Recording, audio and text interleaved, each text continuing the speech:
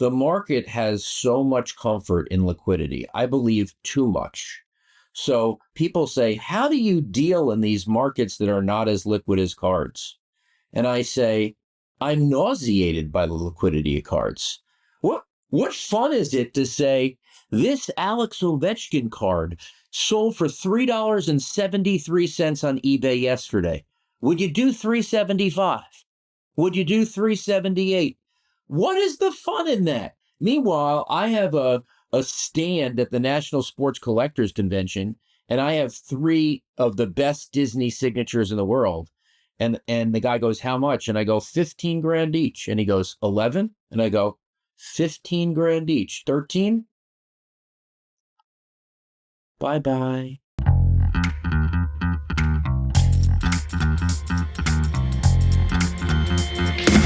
This episode is brought to you by my friends at FinChat.io. FinChat is the complete stock research platform for fundamental investors. Beyond having all the standard financial data for more than 100,000 companies around the globe, FinChat tracks company-specific segments and KPIs on over 1,500 stocks. You want to see Amazon AWS's revenue over the last 10 years? FinChat's got it. You want to track premium subscribers for Spotify? They've got that too. You want to see how many stores Lululemon added in China the last quarter? Yes, FinChat has it. FinChat has everything you need to easily track and manage your portfolio. And starting today, you automatically get 2 weeks free of FinChat Pro when you sign up. So go to finchat.io. That's finchat.io and try it out. If you end up loving the platform like I do, you can use code TWF at checkout and get 15% off any paid plans. Welcome, everybody. Another episode of Trends with Friends. This might be our first episode where markets are going down. So everybody run for the hills. No, it isn't. And today's special guest from a sports lair deep in the Adirondack Mountains, Darren Rovell. Am I pronouncing it right, Rovell? We've been to Carbones together. Yeah, We've Rovell. together. You know, it's both really. It's both really. Darren, you look lean. I think you generally look flustered and you look relaxed and lean today. And welcome to the show. You've met Phil. You've met JC. You did? Phil is our shrink, the shrinkologist we call him. And the Cuban Missile Crisis, JC, all things markets, never in a bad mood, very strong opinions, somewhat loosely held. And I would say, Darren, I think of you as kind of an old timer, even though you're a young soul. You've been covering sports for 1,000 years. You will come back in the afterlife as a collector's shoe, I would imagine, someone's shoe. Probably. And you have a brand new company that my daughter is a small investor in, that she reminded me. My daughter pinged me, guys. This is how out of the loop I am. My daughter pinged me. She goes, Dad, Darren Rovell. These guys know Rachel very well. My daughter pings me. She goes, Howard, Darren Rovell is starting a company. Why aren't we investing? So she scouted this one for me. I sent Darren Rovell an email. I'm going to make her look good. So I sent Rovell an email. I said, what the fuck? And Rachel, where's my call? I didn't get the call. Well, yeah, here's where, if we had a list, let's pull up the list that I use for those calls, JC, so you see where you are. You didn't get a collect call. You would have gotten a collect call from Ukraine on the way out. So I pinged Darren. You know, the risk he's not pitching his deals as he should. He has his close group of friends. I barged my way in under Rachel's name to his deal. We're investors.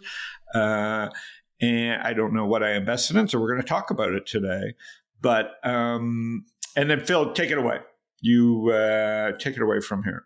Yes. So the one of the things that I just love about Darren is that he is not only a sports guy and not only a collector, but an entrepreneur at the same time. And he is entrepreneuring in an area that he loves, insanely passionate. Howie, before you jumped on here, he was showing us his the best signature of George Washington that exists in the world, which is insane. So cool. Crazy. And so it's like he's just like in it deep, doing something that he loves. So Howie, why don't you guys talk about his latest media plus venture is the way I kind of see it. Yeah, I mean, as sorry as people feel for my kids, I feel sorry for Darren's kids. So let's talk about. I see them with the great hair running around. You talk to Darren, and immediately he's showing you the greatest memorabilia. I ran into Darren in an airport. Remember, Darren? I was in Phoenix Airport. I had like $2 million in my backpack. I'm running to my plane. I go, Darren, I'm late, and he's showing me fucking $2 million worth of stuff. You were ready to go get like appraised and stored. Yeah. Somewhere. I was flying to PSA to get it. Because I didn't what was in my backpack, I didn't trust FedEx or UPS. Yes. So pretty cool. So collect. Tell me quickly about collect. So, I've been in this industry for a long time. I've reported on it. And I've built my own collection, which is based on arbitrage. I've screwed auction companies because they have the wrong description on something. The auction is at the wrong time. They didn't authenticate the item. The item is too far down in the auction. It's the wrong auction house because they have the wrong database, because they're a Hollywood costume auction house and they're putting something from NASA on. So I've been able to, secretly kind of build this arbitrage type business where it's basically shooting fish in a barrel, and so easy. And, it came time where I did sports business and I was a pioneer there. I was the first big name into gambling, did 5 years, and gambling's kind of getting tapped out. I think a lot of people are doing that. And I said, I need to build this memorabilia network where we are the only media company that every day talks just about this. We don't just like do piecemeal like TMZ or AP or whatever. We cover the hell out of this. And, the opportunity is from day one, you are the best in the world at doing this. And there's not many businesses you could be number one from day one. And so I was salivating, and we're 8 days in, and we've done, more than 55 articles, 30 pieces of video. And I think we've kind of quickly established ourselves as the number one. But media's hard. Are you just not scared of the hard work, I guess? Oh, I'm not scared of the hard work. I think that I told all my guys, I said, listen, I really don't want my VP of biz dev. I told him for the first 2 weeks, I don't want you to do deals before, simply because we're going to be better than they think we are. I don't want to do syndication deals. I don't want to do anything. I just want to be as great as we can be for the first month. I don't want to overlook it. I don't want to look at that much data. I want to make sure our SEO is clean from the engineering side, and that if we write a great story like the OJ car, that will get to Google. But our first job is to be great. And that's really what the first month is. It is hard, but we have so many avenues to make money. I told all the investors, Howard, I said, I'm not going to give you that hockey stick slide. As an investor myself, it makes me nauseous. Okay. I am going to say we'll be number one. We might make revenue from a paid newsletter. Maybe we won't do a paid newsletter. Maybe we'll do, 2 invite only conferences. Maybe we won't do 2 invite only conferences. Maybe we'll do deals with the auction house where we get paid for names and we get lifetime value of new names. There are so many ways to go here versus traditional media that I think we can't lose. I got a million questions, Phil. What do you want to chime in first? No, you're beautiful, man. Go ahead. I got the whole, we're going to get into all the Bronco and all that later on. Okay. So I think they're very similar. That's why I was excited to invest, and we share a lot of common friends, right? And you and I have joked about a few shows that we could do together. Fear and greed in the markets. You've done this for a while. I don't know if you like trading, but obviously you were early to what I call the degenerate economy, mm-hmm. and I say that lovingly, meaning it's nobody's fault. These kids are degenerates. We've made everything a game. We're, as Elon would say, we're all part of the simulation. At this point. My 10-year-old son, he's like he opens a pack. And he can't enjoy the pack. He has to say, how much is it worth? How much is it worth? I used to say the same thing in the early 90s, late 80s. I was thinking that way. I guess so. We used to say that, but I don't know. Yeah, the Beckett's. Yeah, the remember? Beckett's. Yeah, and the I used to play shootsies with my hockey cards, so we thought about it much differently. We always thought about more not gambling, but more about the skill of, in Canada with hockey, you would play shootsies, knockdowns, cover ups. And the idea is to win other kids' cards and not keep them in good shape, unfortunately. It was really different. So maybe that was, but I agree with you, JC. There's always been people that have collected it through generations. But now it really, with YouTube, I think Darren would say, and other things, kids think about money. It's all about money. Way more. It's all about money, how much money, how, the kids only know the Teslas and the, have you ever heard of a Honda? Nope. No one ever won a Honda on a Mr. Beast show. So I haven't heard of that, so it's, it is crazy. But, I would say a lot of things as far as covering too, the education part is big, from the SEO standpoint too. It's like, do you know how many times during COVID I got asked, so I have these cards, what do I do with them? How much are they worth? What happens if I get a card that's great and I think it was great in 1985 and it's not great now? Like, I send it to get graded and I actually lose money. We're going to have a story tomorrow. Should I get it graded? And I have a couple. It's a great story. I have a couple examples. One of them is the 1985 Topps Roger Clemens rookie, right? Okay. So that was a huge card in 1985. And the last I knew it was a huge card when I was out of the business in 1992. Roger Clemens rookie, man. Now I'm going to tell you a PSA 9, so a 9 out of 10, so something that's nearly perfect, goes for $34. Cost you Are you serious? Because he juiced or why? 40 to grade it. 40 to grade it. But why? Because there's a lot of them. Right. So when we were dealing in the card shows in the 80s, right, we were dealing in the world of just what we were seeing before our eyes. And once eBay came out, we were like, oh my God, Upper Deck said they were limited edition.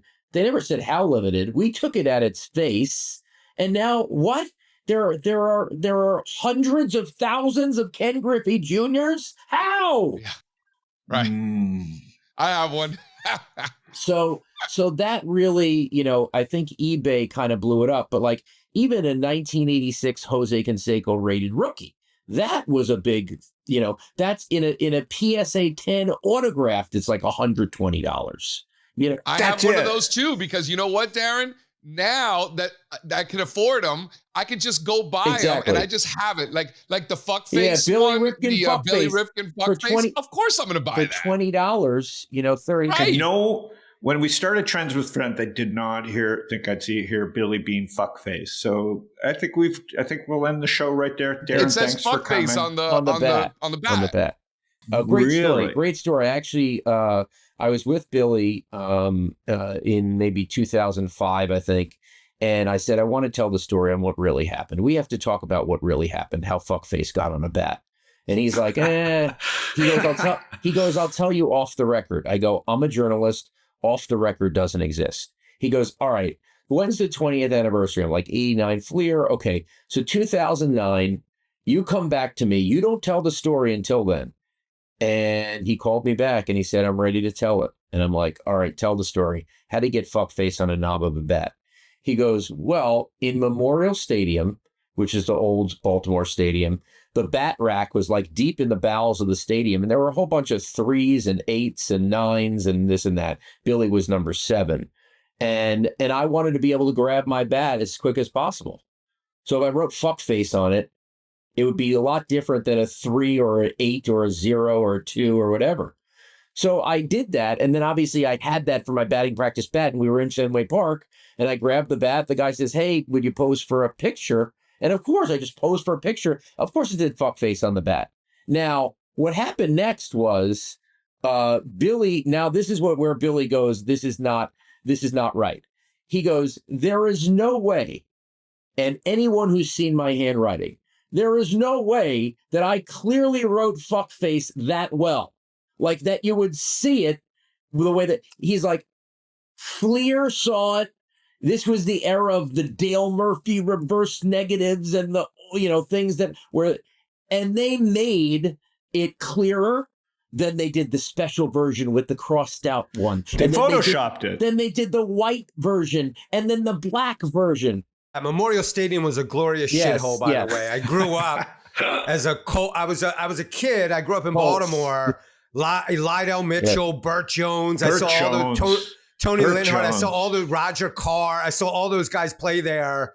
Mark Belanger during baseball season. The whole thing. Like it was Bobby Grich. It was great pitching. Yeah, I know. It was a long time ago. But Bobby Grich, dude, just to hear you say that just makes my heart just does me right. Bobby Grich, Lee Lacy, Len Sakata. Yeah, Burt Jones. Exactly. Burt Jones was such a star. Grimsley, all those guys. I knew the guys better then than I know now. My kids know it all now. Baltimore. Burt Jones was such a stud.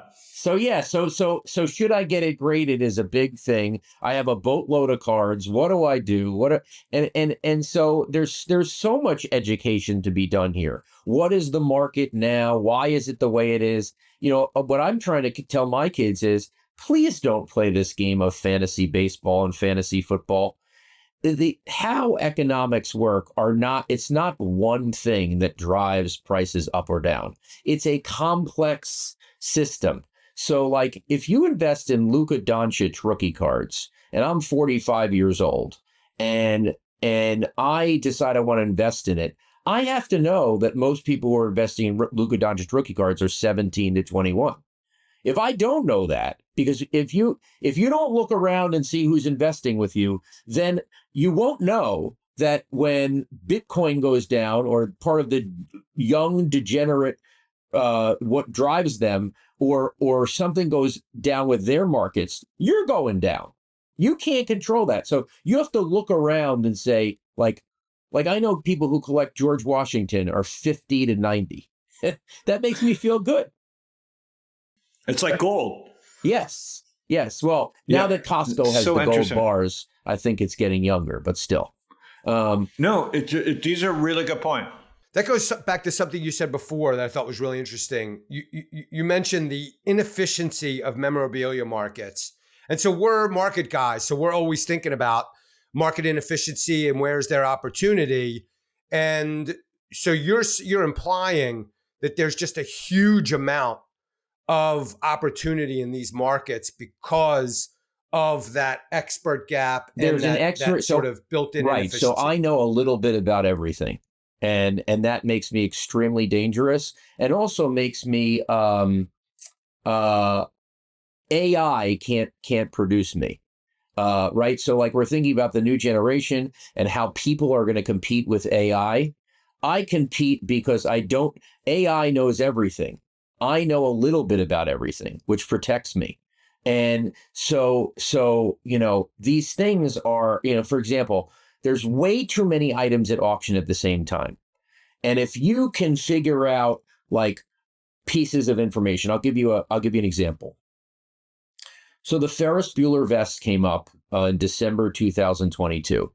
And they said it came from a friend who John Hughes gave him the vest, John Hughes being the director of Ferris Bueller's Day Off. Now, people who were bidding against me were like, okay, so the information I have is that the original director gave it to his friend and now his friend's selling it. That seems pretty good. And they'll write him the certificate of authenticity that it was obtained from John Hughes originally. Now, what I do is I find, and obviously the journalism in me has me do this, I find the prop master of Ferris Bueller's Day Off. Okay. And I say, is this the vest? And she says, yes, it is likely the vest because I only made one. And I said, what do you mean you made it? And she said, I went to Marshall Fields. I got a sweater off the rack and then we cut off the sleeves. She goes, I can't be 100% sure until you actually open it, and you probably don't want to tip the auction house off that you're looking for something. So you might have to take the risk, but I can tell you most people think it's a leopard print, and as you can see here, it really is just lines and boxes.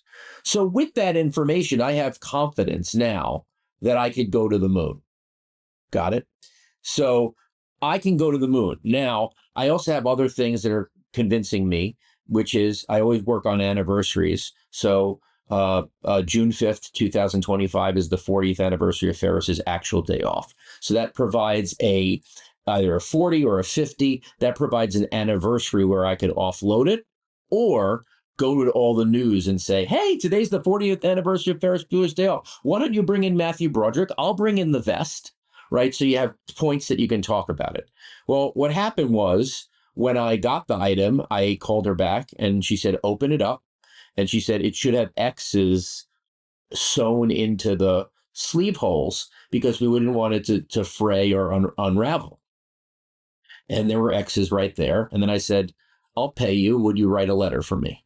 So now I buy the Ferris Bueller vest for $155,000. I paid $2,500. What do you? I'm just amazed. I'm just shaking okay, my but head. let me just tell you where the arbitrage is. So I pay her $2,500 for the letter. Okay, so I'm 157.5 in. And then you just look around and you say, LeBron James Game 7 of the 2013 NBA Finals jersey sold for $3.3 million. Is the most iconic costume of the 1980s worth less than $3.3 million? No. We just got to get around to it, but there's no shot. So these are the type of things. I'll give you one more because you're going to love this one. Because when this sells, you're going to be like, I had Darren on the show to say this. So the largest Warren Buffett signature in the world was in a sports auction. It's 2 feet long on a bed of 18 uncut, uncirculated dollar bills. Now, the reason it was in a sports auction is probably because the guy had 10 items, 9 were sports, and is like, I got to offload this last one. Right? But it didn't belong there. It didn't belong there. I bought it for $7,200 and I got an offer last year for $1.75 million. And I said no. Now people go, what? How? I mean, that's the biggest X in memorabilia history. How could you say no? And I rolled the dice because I said this. How many hedge fund managers do I personally know who would like to say, that's the largest Warren Buffett signature in the world? And how many of them have $2, $3, $4, $5 million to just play with? Man, if Ken Griffin likes that, I'll just sit there. Again, so I did that. Now, maybe I'm wrong, but a small Warren Buffett signed dollars that were originally going for. So that one, this is an 8-pack. So there's $8. This sold for $21,000 this weekend, and you could have bought those all day long for $4,000. So I think people are thinking Munger died, and now I'm thinking about Buffett, and so anyway, mine's 18 $1 bills. And that's just, you're just making these bets. And now I want to help auction houses. We want to tell the stories, right? Like I'm willing to I've crushed you for 10 to 15 years. I'm willing to say, not I'm sorry, but pay me to help you tell the stories because you guys suck. So the market will never get much more efficient. It'll stay inefficient even with you telling the story. Correct. Like that's not gonna get in your way. That's gonna help you. Yeah. Darren, can I ask for advice? I got one for you. Can you show the cards? This is the Rock rookie card, right? So I don't know what to do with it because it's a whole sheet. Right. Okay. I'm sorry? Okay. So this is the Bumblebee card. I have the whole sheet. Okay. So I can't grade the individual card, What are we right? doing? Personal fucking so info no. here? This is actually we're getting a little personal. The Rock Bumblebee card and sheet is one of the cards of the pandemic. No one knew it was there. And then people found out that in 1991, Miami had a sheet. It has Warren Sapp. It has Ray Lewis, and it has Rohan Marley. Yeah, Dwayne Johnson. Now, when I bought the card, because it's very early in the pandemic, I spent $2,000 for a PSA 9. Before the end of the pandemic, I flipped it for $19,000. So I got rid of it. Now, the reason I got rid of it And this goes to show you, JC, why you need to really pay attention is I saw the populations of these things going up way too fast than I thought they should, right? And I figured someone had a ton of these sheets. And so this sheet at some point was worth $10,000, and now it's worth $750. You think so? So this was a giveaway that they gave away before, like the game. You'd walk in, and kind of like a poster or whatever, how they used to do back in the day. So we put it in a frame, and it's just been sitting in a frame for 30-something years. Oh, so you were at the Miami game? Yeah, I was at that game. Wow, that's amazing. That's amazing.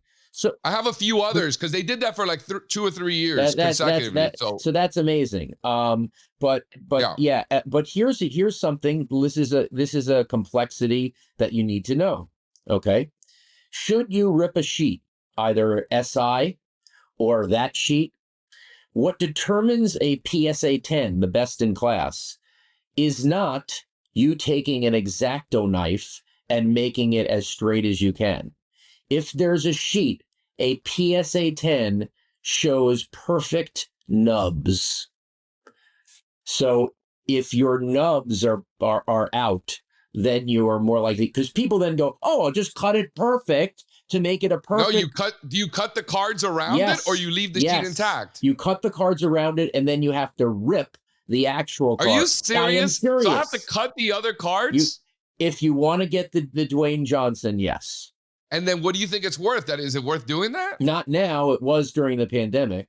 All right, so I'm just going to keep it. It's a nice memory. Cool. You keep it. Yeah. Remember that you got fucked and you didn't know Darren at the time. But listen, anyone needs to know, like, this is like the markets. This is not go buy something and then you can rest on your laurels. Like if you have an all right, one more, Darren, one more. This is a market conversation that we're having right now. It's fucking beautiful. One more. Go ahead, Jason. And I promise, and I'll stop. One more. Ready? So I grew up in Miami, so I went to all the Hurricane games, all the Dolphin games, Heat opening day, Marlins opening day, the whole thing. Miami kid. So real opening days, like the first day in the franchise. 88 for the Heat, 93 for the Marlins. You were watching. I was there. You were watching Scott Pose and Benito Santiago and Charlie Huff. Yes. Yup. Good for you. Charlie Huff on the mound for sure against Oral Hershiser, by the way. Knuckleball Charlie Huff. All right. Yeah. So So they were renovating the Orange Bowl. Like this must have been like in the early 90s or something like that. So they're changing all the seats from the original orange benches, which was like a flat bench with like numbers 1, 2, 3, 4, and like you would sit kind of like in Green Bay, right? So yeah, your ass after in the third quarter, you actually started to feel your sphincter because your ass was in such pain.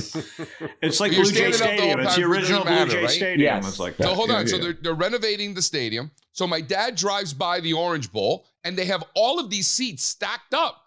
So he's like, I'm gonna grab one of these because my dad grew up like in the 60s and 70s going to Dolphin games in the Orange Bowl. Like that was his childhood, right? So now fast forward. So he grabs it, he throws it in the car, drives it home, puts it in my garage. My mom thinks he's crazy. And he's like, all right. So then like in the early 2000s, it was the 30-year anniversary of the undefeated team. So the Dolphins undefeated team. So they had like a thing where like they did like an autograph show. So people brought helmets, posters, pictures, the whole thing. My dad brought the bench itself. Right. So the whole 1972 team, except for 2 guys that died and Jake Scott, everybody else, I think it was like 7 Hall of Famers. Gary, everyone's on that bench. Greasy, Mercury Morris. Everybody. Yep. Paul Warfield, Shula, the whole thing. So that's pretty good, right? That's a great piece. That's a really great piece. And I love when people bring up awkward things to signings. You know, like my friend stole the exit to Candlestick Park when Candlestick Park was done. And he literally goes to a signing holding this huge thing, being like, Steve Young, sign this thing. It's like, did you what? Like what, you know, it gets as awkward as my favorite conversation piece of all time. Hold on, let's see if we can get Adderall. this. Adderall? Who is that? Adderall for Trump? I can't see it. Who is it? Hugh Hefner? Yeah, what is it for? The blue pill. Roofies. Right there, Viagra. Yep. Nice. God bless him. You're just Dude, hanging Hugh around this Hefner garbage. Viagra. That is intense. Well, I'm into again, it. That is arbitrage, right? very unique. Arbitrage. So Crystal Hefner has her auction, right? And it's like stupid jewelry and gaudy furniture, and it's like, okay. And then it says Hugh Hefner's Viagra pill bottle, estimate $1,000, and I'm like, $1,000? $1,000? $1,000 for the greatest conversation piece of all time. That is the dumbest estimate I have ever seen. And I'm like, I'm going. $8,000 later, I'm like, oh my God, I just stole that. The key points here, we'll move on. The key points is you got to know there's a great buy. This is not liquid market. So there's a great buy. The thing about your markets that will always be different is the supply and liquidity, meaning once you buy something great, like as a professional, JC lucked into a few ideas when he was a kid. He saved them. That was the genius.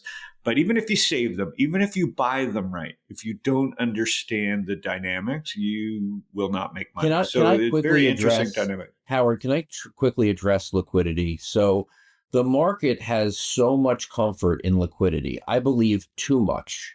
So people say, how do you deal in these markets that are not as liquid as cards? And I say, I'm nauseated by the liquidity of cards. What fun is it to say, this Alex Ovechkin card sold for $3.73 on eBay yesterday. Would you do $3.75? Would you do $3.78?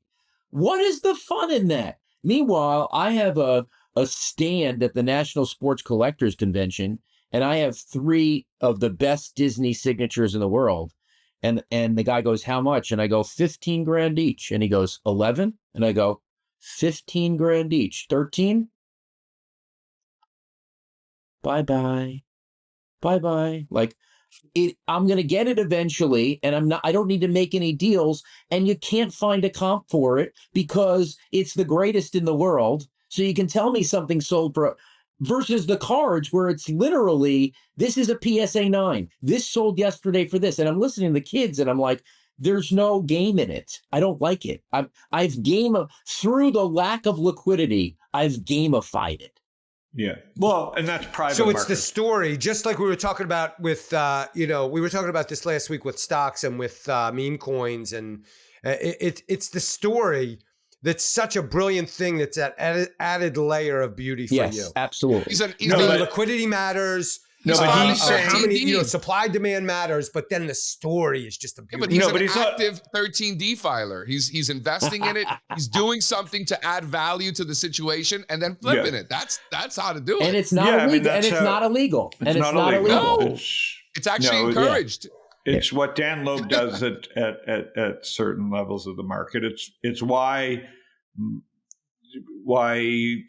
most people say if you're going to invest in the stock market, take what the market gives you. It's a liquid place, and take your 10% with 20% drawdown numbers and invest in the S&P. If you really want to build expertise, head into the illiquid markets, right, where you can build domain experience, like I did with angel investing, which Darren really focuses on with angel investing and starting companies. So it just depends on your risk profile. But if you don't have that domain experience and you are the sucker in the room. And what Darren is saying is there's people like Darren out there, be careful. It's fun to play, but when you play, it's much better to play in markets that aren't liquid than are liquid. Let me also say this. I am a Jekyll and a Hyde. When I am Darren Rovell, and I am Darren Rovell before you, if I'm at that National Sports Collectors show, I am seen as a troubadour. I'm a steward of the hobby. And therefore, if I offer you, or I'm selling you something, or I'm buying something, I have to basically offer fair value. You understand? Because it's my face. And now, behind the scenes, on eBay, at auction houses, I will fuck you from now until forever. Because that's my arbitrage, which is why I do most things in quiet and sometimes don't talk about that I have a piece for a year or two. because I'm building up a strategy. I'm blowing out a class of an asset, and then I talk about it. But I have to be two different people, and I don't. When I'm in person, I don't have the same opportunity. You're fine with that trade, right? I mean, you have no problem with that. It doesn't bother you. Because like I that's the role you play, and that's the hand you. Yeah, I benefit once I have the item. Now I get caught every once in a while. My eBay handle. So someone sells me something way too cheap. It doesn't say my name until you have to ship it to me. And then when it says my name, about 5 to 10% of the time, the people back out. What do I have? I must have had something good. I'm going to back out, and now I'm going to figure it out and then sell it for a higher price. So I have that too. You can't ship it to like your I guess I guess I could. The other thing I do, I mean, I try to be at least a little transparent. The other thing I do is, so I actually have something right here I'm going to try to share with you. So this auction house, this is a Jackie Robinson check. And this auction house said it's a beautiful Jackie Robinson. Normally he had Jack Robinson. So beautiful Jackie. And that's all they focus on. Now, I look at who the check's written out to, and it's Eleanor Palin. Now, the only reason I know who Eleanor Palin is because I've been to the Jackie Robinson apartment near Ebbets Field, which is now a National Historic. And I remembered Eleanor Palin was the owner of the place that he and Rachel rented the second floor when he broke the color barrier. So I now know that this is a rent check for $90 to live in, because Eleanor and Christopher Palin has signed it on the back. But they don't know that. But I don't trust the back end of the auction house. So I bid on it with 30 seconds to go, because I don't want them to see for a week that I'm bidding on this. They might change their description. They might look. So there is a lot of game that goes on. There's a lot of game that goes on. And it has presented a problem because I've tried to start specific category funds, take other people's money in this. And I've basically had a hard time because that plan includes building aliases and a whole bunch of. And ultimately, I haven't done it, and I've just said I'm just going to use my money and make it less complex. But it gets more and more complex as you become well known, as people know what you're doing. Well, that gets us That's going to kick up even more. That gets us to why you started Collect. So that's the essence of Collect. Follow along with Darren and the media company as you try and build your own domain experience. This ties into very much to Stock Twits and Trends with Friends and what we do, right? Like they're all connected. These are markets. There is expertise. There are suckers in the room. There are mispriced assets. There are trends. There is timing. There is behavior. There is fear and greed. It's the exact same thing that we talk about, just varying scales. All right. So to bring it back to the market, Phil, let's just rip through so we get people caught up. We got to do the Bronco first. I'm sorry. I know we just destroyed the outline today that we had for the show. I don't really care. It's awesome. So the Bronco, and it's very market related because these guys are going for a 20 bagger, right? Did I read that right? Yes. I mean, so tell us what's going on. So OJ dies. There's the whole dynamic of artists dying and the value of the art goes up. Maybe we'll get into that if we have the time.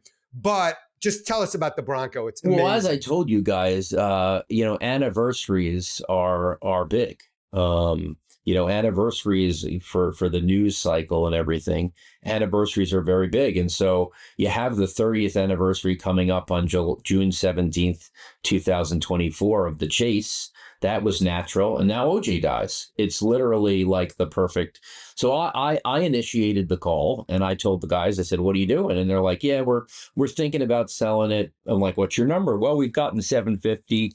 We're thinking 1.5 million. And they paid 75, right? They paid 75. Yep.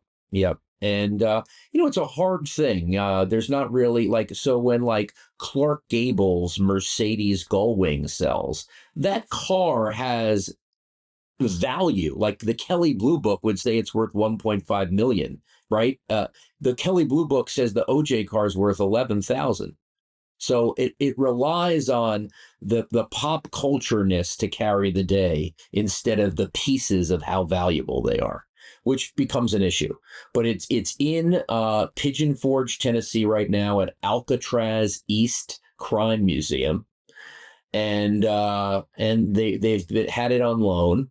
And these guys now say we're going to go out to the market. Now, would Sotheby's take it? Would any big auction house take it, or is it, just too gruesome?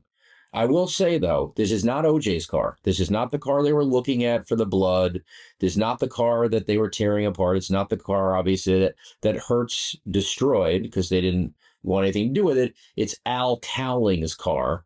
Al was driving the car, OJ's friend. So it doesn't have like the criminality to it, although it is obviously related to the chase. You think, I mean, and so you think you would you sell it for $750 or would you hold it for 1.5 if you owned it at $7.5? I mean, it's a story just like you were talking about. I mean, it's an incredible story. I would say that they need to sell it in the next 2 months at whatever high price they get. I think after the 30th anniversary, the next natural anniversary is 50. And they can't wait for 20 years. So I think whatever high price they get by June 17th, they probably sell it on that day or the day before. That's it. That's what you go for. And you have to be willing, to either take that, again, if it was 1.5, like it's what the market will bear.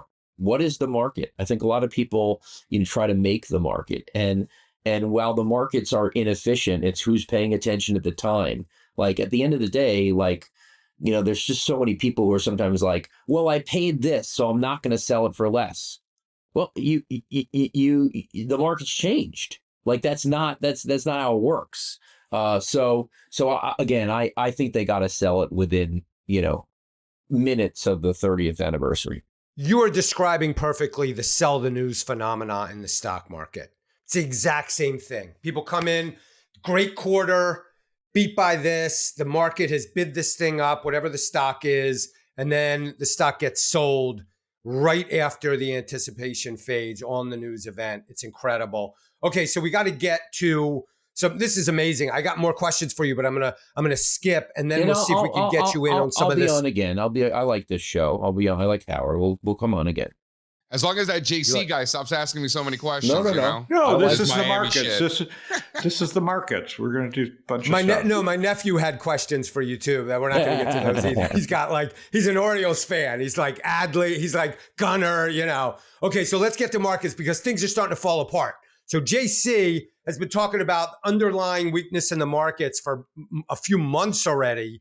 And now what we're seeing, and so that's like the iceberg, 80% of it is below the water, below the surface of the water, so you don't see the iceberg. The internals are decaying. And now in the last week, finally, we're starting to see the averages, the part of the iceberg that is above the water. We're seeing the averages beginning to roll over, and we're seeing some real weakness in the market. So it's like a perfect time to go to JC and to start talking about some of the specific price action, not in the internals, not underlying, but really in the major averages in comparison to the major averages. So what do you got, JC? Well, I mean, listen, we've been talking about since mid-December, it's really been fewer stocks making new highs. That's the best things were in mid-December. And to the point where we haven't been seeing stocks making new lows, or too many of them anyway, until more recently, but certainly fewer and fewer stocks to the upside, fewer and fewer sectors working. Believe it or not, something spectacular happened last week where the NASDAQ composite technically closed at the highest levels ever, all-time highs for the index. But there basically were no stocks in the NASDAQ making new highs. So we looked it up and we back tested it and we saw how few times that's happened in the past. And I think it just speaks to really a lack of upside participation.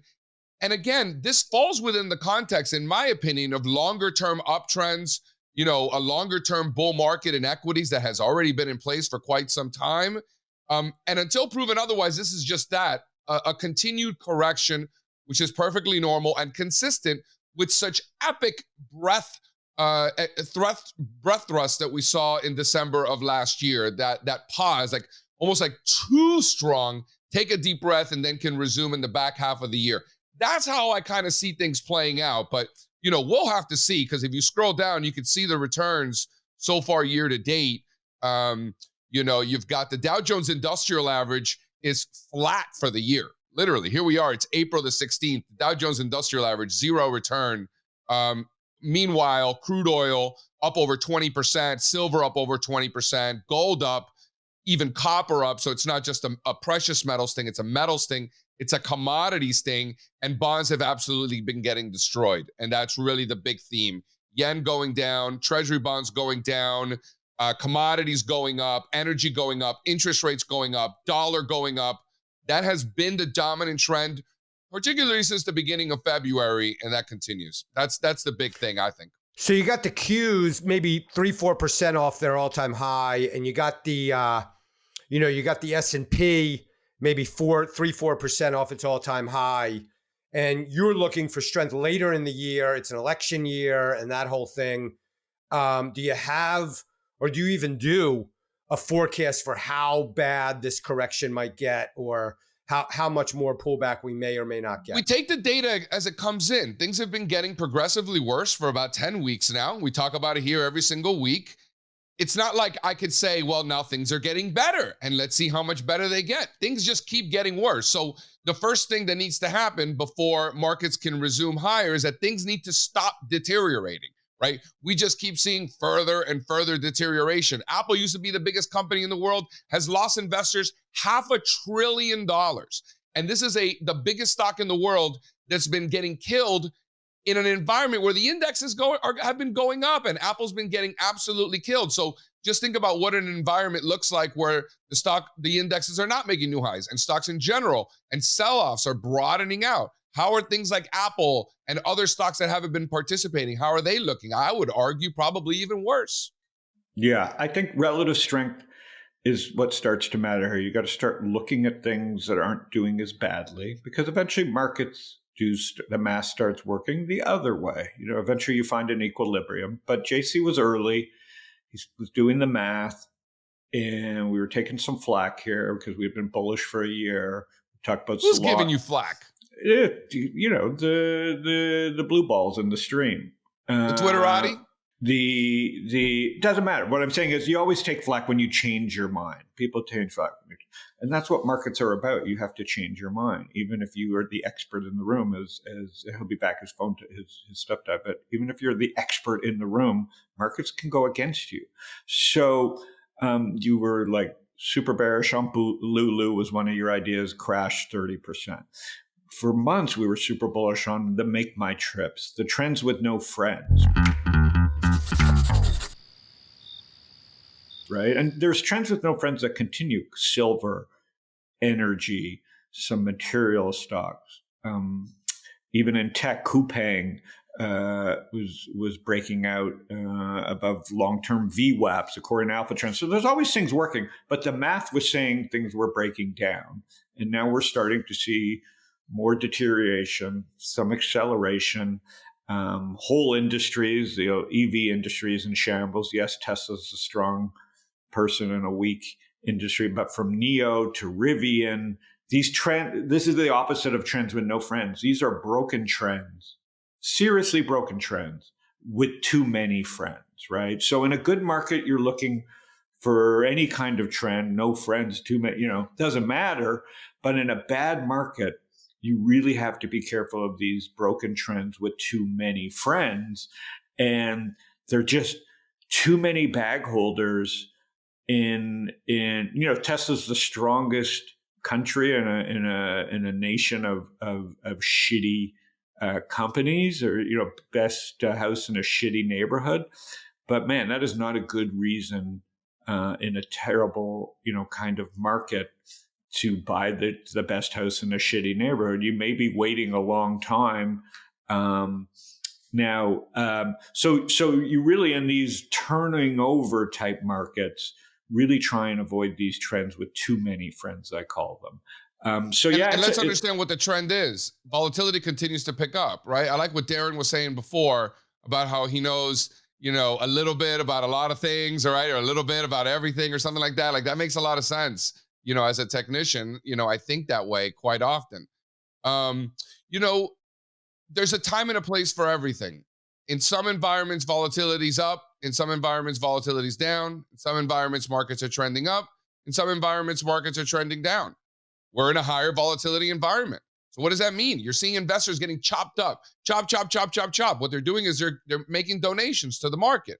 So as investors in an environment like this, we can choose to accept those donations or not, right? So in this environment, this is prime for selling premium, selling strangles on ETFs, putting on iron condors on individual stocks. We just did that in John Deere. So this is an environment where you're getting paid to sell options. And that's what we're doing in this environment.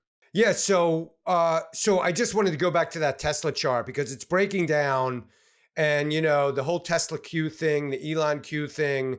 And I just wanted to get JC's take on this because, this has talk about bad trends with bad friends or whatever whatever we're calling that flip side of the trends with no friends. It has almost a million followers on StockTwits. And yet, it just behaves so badly. It's under $500 billion market cap. It's down from 500 to 150, 155. It's making a 52-week low here. And it's just really not behaving well. So, JC, I just wanted to get your take on it. Is this the end of this thing? Is this the Tesla Q? This is the opposite of relative strength. This is the anti-Howard trade. Howard likes things that are outperforming, things that are going up. This isn't, right? Like when I think Howard Lindzon, this is the opposite. Like we look at stocks that are, underfollowed, trying to, making new highs, outperforming the indexes. Tesla on a relative basis peaked the prior cycle, peaked at the end of 2021. That's when Tesla stopped outperforming. And it's been straight deterioration ever since. So the fact that it's not doing well right now, it's not like anything new. This has been the trend for quite some time. This is nasty. So for me, I'm just staying away. Yeah, it's not to short or whatever. It just goes to the point. These things take time. It's not any worse than it was in 2021, other than the price. But if you look at who owns the stock, right? Who owns the Chiefs? Which movie is that from, Darren Rovell? Who owns the Chiefs? You got a slap shot. Okay, so what movie? Slap shot. Oh, yeah, sure. Classic. So if you look at who owns the Tesla shares, it's not in the strongest hands. Of course, ETFs own this thing. But what I'm saying is if you go look at the StockTwits stream, it's kind of like the Donald J. Trump stream. It's kind of like the AMC stream. It's kind of like the SoFi stream. I'm not picking on anyone. It's that person that got in at the wrong time. It happens in cards. It happens, as Darren was talking with eBay.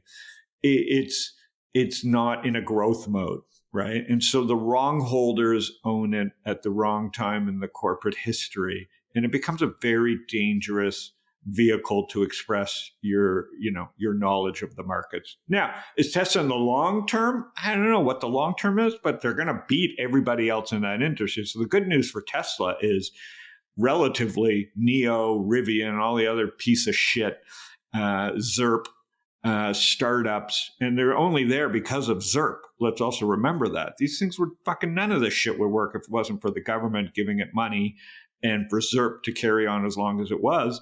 But in Darren's joke of a comment, no kid wants a Honda. If we pull up the Honda chart, well, no kid wants a Honda. People want Hondas. You know what I'm saying? Like the Honda chart's the opposite. So it's not about cars. It's about the cost of a car. It's about the promises made on behalf of these cars. It's not cars that are truly suffering. It's the EV market that's suffering. So maybe there's fundamentally something going on there. But again, the market is heavy. It's not just Tesla. It's not just Lululemon. It's not just Apple. But then you start looking at these names, Tesla, Lulu, Apple. These are companies that were leading. And so these leaders are going to have to be replaced. And the markets are really, the tone is changing, but there's still a lot of great companies that are working right now. We're not in any kind of major, withdrawal of capital as of yet. But, with the high volatility, I think people need to be more on alert. right now. They just have Hey, to be more on the. Darren, do you trade stocks too, and do you apply the same sort of narrative arbitrage kind of thing? Yeah, I do. I get very excited on shorting companies more than going long. Interesting. I've been trying for 4 months to short Novo Nordisk, just because I think there's no such thing as something only being good. I've had an argument with a couple people as to even if it's not good, you're less fat. So that's put a little wrinkle in my strategy. But yes, I like to short more than long play like I do in memorabilia. That's interesting. It seems Walking and steak are all good. No downside to either one of those. So we're going to wrap it up. But before we wrap it up, what I'd love to do is I'd love to get from each of you guys something that's working, something that you see out there that's working. Darren, let's lead with you. My nephew wants to know, what is he buying now that's going to be, that's going to go up, that 5 years from now is going to be higher? So that's his question. So what would you love here? So PSA, which grades cards, graded tickets. I did so well on the ticket trade, and I still own 1,800 tickets.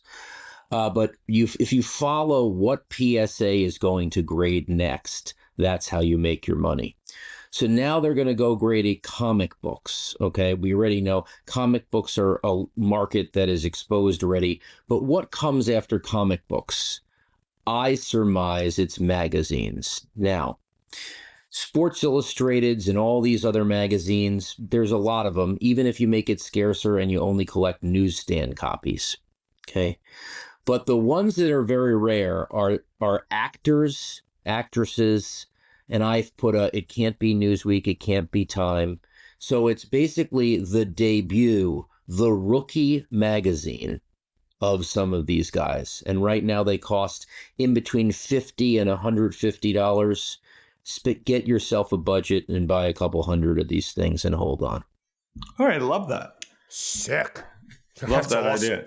That is now, JC. I hope that you don't cut that piece up and people have to wait until the end here of Trends with Friends.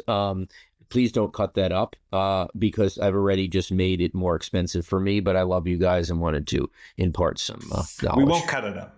We won't cut it up without calling you. All right, we'll let you hop because we're going to hop and we're going to hop too. Yeah, we're going to go. Let the tape catch up. Okay, I can go. I can go. You can go. Okay, thank you guys. See you, bud. So for me, that was great. Sports, business, collecting. These are some of my favorite things. So I love that. Sick. And then in terms of what's going on right now in the market, what's working, selling premium is working. Volatility is high. That's what we want to do. I like very simple and iron condor. What that means is, sounds fancy, but it's very simple. Typically, what we'll do is we'll sell an out of the money call and sell an out of the money put, essentially betting that the mess is going to continue in that particular instrument. With an ETF, I'm okay being naked short, right? I'm totally good with that. But with stocks, I don't feel that comfortable. So with John Deere, not only are we selling the out of the money calls and puts, we're going to buy a further out of the money call and buy a further out of the money put to hedge that strategy out. So now I could sleep at night knowing I have perfectly defined risk. So what we're doing is John Deere right now, last I checked as we're recording, is sitting right around 393. So 393 for John Deere, ticker symbol DE. So that means that we're short the 350 puts and we're short the 430 calls. And then we're long the same amount of the 340 puts and the 440 calls. So essentially hedging the outside so that we're good. So those are the types of strategies that work when volatility is elevated. These types of strategies did not work for a big part of last year. So I'm a big fan of there's a time and a place for everything. You got Lindzon buying bonds sometimes, right? Next thing I know, Lindzon's going to be buying precious metals. Like, we got to adapt. The only idea that's worked for me is perfect. You can Google that too. Iron condors, if you need a little bit more fleshing out. Here's what I quickly use when JC. This is why I think it's fun to talk to you guys weekly. When JC did the math and said things were starting to not work. It wasn't like I went short, like JC went short because I don't care, but I stopped. I every idea I had put it under extra scrutiny, right? And so I haven't, We talked about Solana. We'll pull up the clips and maybe on this or the next show at 20, right? When no one likes Solana. We were talking about MMYT, a trend with no friend when it was breaking out to all-time highs at 40. It quickly went to 70-something. So I'm not in the mood to buy things when what JC says 10 weeks ago or 8 weeks ago here, when things start to deteriorate, right? Like you should be looking to maybe sell a few things and lock in some profits, right? And I'm not giving advice. So when I hear JC talk about things that I'm not interested in doing to keep up with the markets, I just stay out of the markets. So right now, other than GLD or Coupang, which I brought up recently, which I don't, I'm starting to do more work on CPNG. That's a stock that Stanley Druckenmiller was talking about at $15 a share. It's an internet leader in Korea, the good part of Korea. It's been a dog, but starting to, work technically. There are things that are going to work. The next bull market will look different than this bull market. It's obvious. And so it's time to do real work. My favorite idea is really starting to get attention, but it's not public markets. It's private markets. It's email. You can see the chipping away at the Twitter. Maybe the government fucks TikTok. That'll help Facebook. But, in a world where for 20 years we were promised flying cars, and by flying cars I meant, you could have a social network, and it's free, and you get to have followers and blah blah blah, and network. None of those promises have really laid bare. If you've put all your chips into TikTok, the government may pull that away. If you pulled your chips into YouTube, the algorithm may say your comedy is not cool or funny or it's too dirty. And if you put all your chips in Twitter, the one change of the algorithm means your followers are gone. So I think email right now, email investing, which is something Social Leverage has been doing with Beehive and Punch Up. I think the real focus of my attention for the last few years has been like, what am I going to do to bring my audience, to make sure my audience can hear my stuff? Right? And it doesn't mean giving up Twitter or YouTube, but it means looking at it with an eye saying, they're going to fuck me. And I better have a backup plan for how to talk to people. And for us, that means starting a YouTube show so Twitter couldn't fuck with us. For me, that's focusing more on my newsletter and Beehive, because I know that if people really want to find me, they're going to be able to find me if they subscribe to my newsletter. No one will be able to block me. So I think, that's been something that no one, that I started working on a couple years ago. I didn't know exactly why. I knew I was pissed at Twitter. I knew I was pissed at the way social networks were worked. And now we're starting to see that those people that invested in directly talking to their customers on as many channels as possible, no different than currency and getting your money out of a country.